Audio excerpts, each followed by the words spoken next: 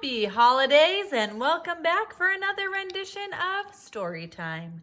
Tonight for book 8, we are switching holidays just a little bit because tonight's book is Hanukkah Hamster by Michelle Markel. Now Hanukkah I think starts December 26th and goes into January, but you can double check on that one. So let's see what Hanukkah Hamster is all about. Look at that cute little hamster. December had come to the city. Decorations glittered on rooftops and windows. People rushed in and out of stores to buy gifts for the holidays. All day long, Edgar drove them in his cab. At the end of his shift, he was so tired. He climbed into the back seat of his cab and took a little nap. That's like an Uber for those who don't know what a cab is. Ooh, something scrambled onto his chest. Aye, something hairy brushed his face. Was it a dream? No, it was a hamster. Edgar scooped it up. Where did that hamster come from? The hamster settled into his hand. Its feet were so pink and teeny. 2 beady black eyes blinked. Edgar stroked the hamster's back and then set it in his lunch bag. He wondered who'd left the hamster in the cab, but so many customers had gotten in and out. Edgar phoned in a report to Lost and Found at the cab company.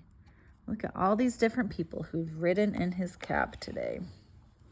Could have been any of them. At his apartment, using a cardboard box and shredded paper, Edgar made a home for the hamster. There you go. He said the Hanukkah blessings, and while the night stars watched, he lit 2 candles on the menorah. The next day, Edgar drove more people on their holiday errands. He got a message from Lost and Found saying that nobody had called about the hamster. That night, after lighting 3 candles, Edgar made chopped salad, the kind he used to eat back home, and he minced a tiny one for the little hamster. You and me again. Edgar looked at the cucumbers and chickpeas on his plate. Then he watched the hamster nibble on its own salad. Okay, if I call you Chickpea? Do you think the hamster minded? Probably not. The following night, Edgar stopped at the Lost and Found desk. Has anybody called about the hamster? The manager shook her head. Edgar looked at hamster supplies at a pet shop. He counted the tip money in his pockets. Enough for a nice wheel. I really shouldn't, Edgar thought. So instead, he just bought food. When he got home, he said the blessings and lit 4 candles on the menorah. Chickpea got into the bowl with his hamster food. He did a backflip. Was that a little smile? Edgar took pictures on his phone and shared them with his family in Israel. Oh, look at that cute picture. He's so photogenic. Day 5 of Hanukkah dawned cold and brisk. Throughout his shift, Edgar checked for messages, but no one had claimed the hamster. That night, he made a slide out of a cardboard tube. Chickpea whooshed down. Whee! His nose twitched. On days 6 and 7 of Hanukkah, Edgar had a sinking feeling. Someone might be missing the little hamster. Someone might be about to call. While the Hanukkah candles burned down, Edgar told Chickpea about Tel Aviv, about the outdoor cafes, the palm trees, the warm breezes. He petted him on his black stripe, and the hamster fell asleep.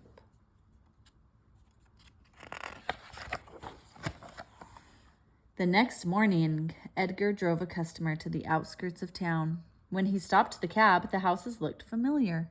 So did a woman standing in front of one of them with a boy. She was a woman he'd driven a few days ago, and that must be her son. Edgar felt a punch in his heart. He made himself wave and roll down the window. "Little boy," he called, "did you lose your hamster?" The hamster, the boy cried. I bought him for my classroom, the woman said. He disappeared the same day. She looked closely at Edgar. But I didn't think he escaped during the cab ride. We thought he was hiding in the bedding, the boy said. Then we saw that the cage door was loose. Uh-oh. Edgar showed them pictures on his phone. I've been calling him Chickpea. Here he is eating salad, his favorite. Here he is going down the slide. Whee! Look at his black stripe. He loves it when you pet him there. Then there he is with the menorah. The woman squinted down at one of the photos. Do I see a menorah? Yes, Edgar said. Me and the hamster, we've been celebrating Hanukkah together. You and the hamster, the woman said. Do you have family here? No, they're back in Israel. So you live by yourself? Edgar nodded. Oh, it was very kind of you to take care of the hamster and to let us know. No trouble at all, Edgar said. You picked out a good one. He took a deep breath. So I have to return him to you. Tomorrow before work, I can... The boy touched his mother's arm, and the two of them exchanged glances. I think this hamster belongs with you, the woman said to Edgar. He looks right at home.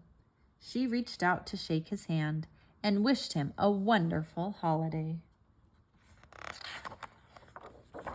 That evening, while the stars shone above the kitchen window, Edgar said the blessings and lit all the candles on the menorah. He set out a donut for himself and a new wheel for his friend. Happy Hanukkah, Chickpea. The end.